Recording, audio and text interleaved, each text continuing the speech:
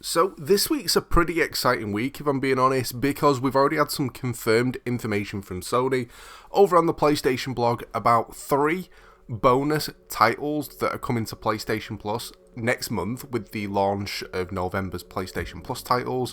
So next month we're going to be getting the normal list of games as well as 3 extras, which is amazing. I've got some stuff to talk about on that in a minute. Now we've also got some rumours on what those games exactly are. We've got some bonus content for a brand new AAA release game and some other stuff as well. But as usual, if you guys need to renew your PlayStation Plus memberships, if you need to get your PSN credits so you can get your games cheaper or just get your games at a decent discounted price anyway, make sure you check out the sponsor Instant Gaming. There's a link down below that will give you a little bit more of a discount as well, so it is definitely worth checking out. Now before we get into all this juicy stuff, the drop, we didn't get to do it yesterday. Simple reason is, this week there are absolutely no new games due to be released that I'm interested in checking out at all. Little bit disappointed, I know, but it is what it is. Some weeks are like that, and this week is just one of them. But let's get into that juicy stuff. Now, over on the PlayStation blog, there was a post not too long ago, I think it was last week on Wednesday, which is why it didn't feature on last week's video. But basically, Sony's celebrating 5 years of PlayStation VR. There's like a massive list of like all the stuff that people have been playing, the top rated games, and all that sort of stuff. And then just at the end of it, there's a little announcement saying to celebrate, Sony's going to be giving away 3 PlayStation VR titles.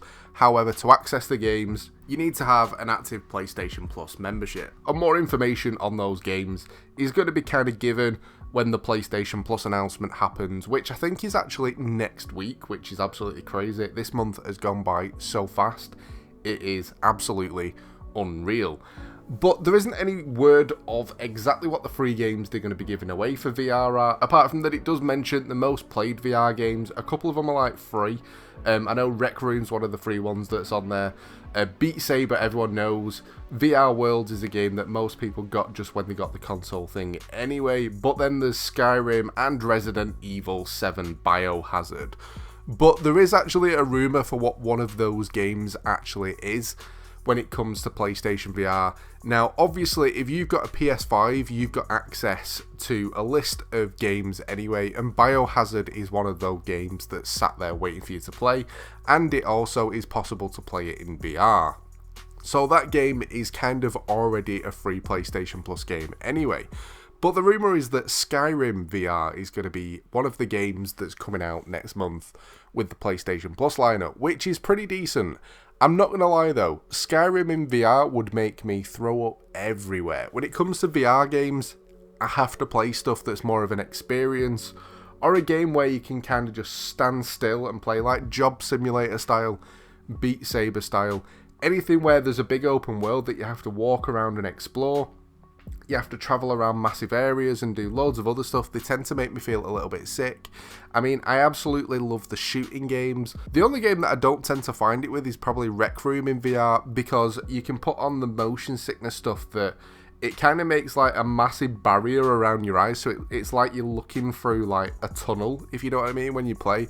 And it does stop the sickness kind of feeling. Apart from it does take away a lot of the immersive stuff, which is what a lot of people like the VR stuff for. But apart from that, it still makes it pretty cool.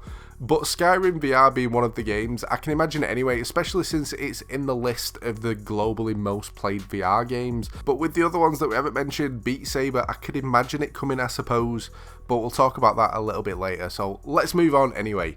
Bonus content. It's always nice to get something for free, whether or not it's through PlayStation Plus, or whether or not it's through a different service, and this one's actually through Twitch Prime. Now, don't worry if you don't have an active membership, there's a link down below where you can get yourself a 30-day free trial so you can claim this stuff and a load of other free stuff as well. But this week, we're talking about some free stuff that you guys can claim for Far Cry 6. Now, Far Cry 6, I haven't actually played it yet. I've seen gameplay for it. It looks pretty cool. Apart from with a lot of the Far Cry games, I've played them and then they've just ended up going out of my mind and I've lost interest pretty quick. So Far Cry 6 isn't one that's on my list to be buying right now. However, it might change and be something that I pick up in the near future. But you can actually claim yourself the Vaquero bundle. I probably just butchered that name. But you can get yourself the outfit, which looks pretty nice. It's just a cowboy outfit. You can also get yourself the Blanco pistol, which looks nice. You can also get yourself the Last Stand rifle, pocket watch weapon charm, the Vaquero ride horse, which, if I'm being honest, just looks like a standard horse to me. Nothing too special about it, I suppose. You can also get yourself a vehicle mirror prop, and a small pesos pack where you can get yourself 3,000 pesos. Not too sure what that's going to buy you in the game. As I said, I haven't really played it myself. I've seen it, but I don't know how the mechanics of everything of the game actually work. But either way, you can claim yourself some free stuff for that right now. Now, before we get on to the other stuff, any of you guys curious what I use for my setup, like the mic, PC, software, any of that sort of stuff, there's links down below if you're curious. If you're interested in becoming a content creator or just getting stuff out there, it's definitely worth looking at. I always use mid-range stuff. I never go for the majorly expensive. It does the job, it does it well, and it doesn't break the bank. Now, before we get on to my predictions, what have I been playing? You guys always ask in the comments on Twitter and all that sort of stuff what games I'm playing right now. This week, I've been pretty chilled out, to be fair. I've not been on anything major. However, I've been playing a game called Car Mechanic Simulator 2021. Now, if you've played the original, you'll know what it is. It's a car mechanic game. Apart from it's so in-depth that sometimes it can get pretty damn stressful, I'm not gonna lie. Car Mechanic Sim 21, everything looks better, feels better, it's just a hell of a lot smoother. You start off with the usual of doing little jobs, so you'll get a vehicle come in that will need its brakes changing, and it's literally you have to undo every single nut on a tyre to take it apart piece by piece to change the parts of it. Sometimes it can be a little bit draggy, and sometimes it can just feel like it's taking forever to progress to actually earn money to do what you want to do in the game. But I really do enjoy simulator games, so stuff like this to pass the time for me is just really relaxing. But you get to a point in the game where you stop doing the jobs, you've earned so much money, so you can start like going out to scrap yards, picking up full vehicles, restoring them, selling them. And if you played House Flipper, it kind of becomes more like that. You can put the time into it that you want on a vehicle to get as much money as you can to progress through and get better cars. And it's a pretty cool chilled out game, but that's what I've been playing this week anyway. But to finish up with my predictions. Now, the two games that I'm going to go for, just because of the advertisement and everything what's been said by Sony on the blog, I'm going to be talking about two of the VR games. First one is a game that I mentioned earlier, Beatsaber. Now, this game, I play it on the Quest. If you don't know, when it comes to PlayStation VR, I actually ended up getting rid of mine. Not because it was bad, not because it's not worth it, simply because I preferred the Quest because it's completely wireless. You can go in any room that you want, you can take it away with you. You don't need any wires, you don't need anything. You charge it and that's it, you're done. With the PlayStation VR, you need to have a camera positioned in a certain place. Then you've got massive wires that drag out behind you to get in your position where you're playing. And if it's anything like me when you guys are playing it, I play in my living room. So when the family were kind of walking past, it was making the game go all weird that makes you feel poorly. And it just took away the immersiveness of the experience. And as soon as I heard about a Quest, which was cheaper than the PlayStation VR, if I'm being honest as well, at the time that I purchased it anyway, you could play the exact same games with never ever having that kind of problem with it. It's definitely worthwhile. But even so, the games that we're looking at, Beatsaber, it's a music game where it's like with lightsabers, if you haven't seen it. So you'll have your music track in the background and you've got to try and hit the boxes with arrows on with a right saber that you're using with your hands. The songs on it are absolutely awesome and the music packs are absolutely amazing. I've spent so much money on DLC on this game. It is absolutely unbelievable. The second one is Job Simulator, again, just because it's kind of the classic when I think of PlayStation VR. When I got mine, I think it was one of the first games that I picked up. When I got my Quest, even though I'd already completed Job Simulator, I ended up purchasing it anyway, just because I enjoyed the experience.